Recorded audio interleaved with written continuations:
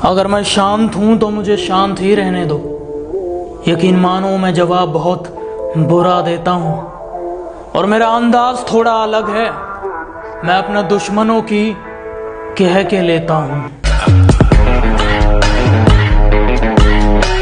देखने में बड़ी लगती हो लेकिन चॉकलेट के लिए बच्चों की तरह मरती हो।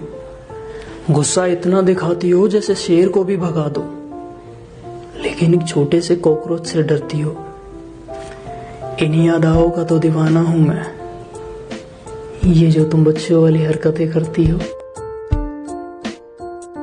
ओए मेरी फुलझड़ी, दुनिया की सारी लड़कियां एक जैसी नहीं होती।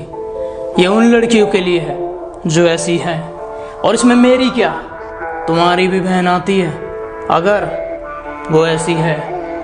ये मेरी फुलझड़ी का सिलसिला चलता रहेगा और जिसको जलना है वो मुझसे जलता रहेगा। मैं चाहता तो तुम्हारे बाद भी किसी और को अपनी जिंदगी में ला सकता था। दुनिया में लड़कियों की कमी नहीं है, पर क्या है ना, तुम नहीं तो तुम्हारे जैसी भी नहीं। ओए मेरी फुलझड़ी सुनो, तुम्हारे नए वाले के पूछने पर हमारा ब्रेकअप कैसे हुआ उसे सच्चाई बताती हो या कोई नई कहानी सुनाती हो?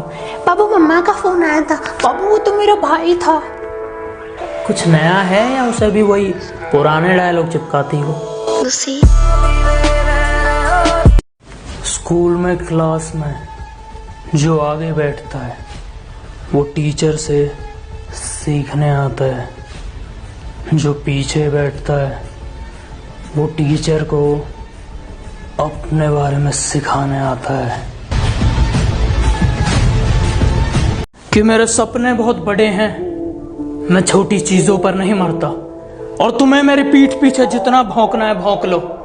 मैं सर्कस का नहीं जंगल का शेर हूं, मैं कुत्तों से नहीं डरता। स्कूल में क्लास में आगे वो बैठते हैं जो टीचर से सीखने आते हैं, और पीछे वो बैठते हैं जो टीचर को अपने बारे में सिखाने आते हैं। थक चुके हैं खुद से तेरा इंतजार करते करते, कि थक चुके हैं खुद से तेरा इंतजार करते करते। नफरत हो गई है खुद से तुझसे प्यार करते करते। उसकी जरा सा तारीफ क्या कर दूं फिर उसके चेहरे से लाली नहीं जाती। आईने में देख देख के इतना मुस्कुराती है कि आईने में देख देख के इतना मुस्कुराती है फिर उसकी आफत मुझसे संभाली नहीं जाती। अब मैं तुमसे कुछ कहता नहीं हूँ, पता है क्यों? क्योंकि मैं समझ गया भैंस के आगे बीन बजा के कोई फायदा नहीं है, और तुम तो गधी हो।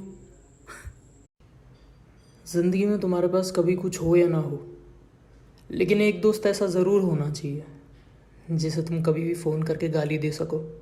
सही बता रहा हूँ, सुकून मिलता है दिल को।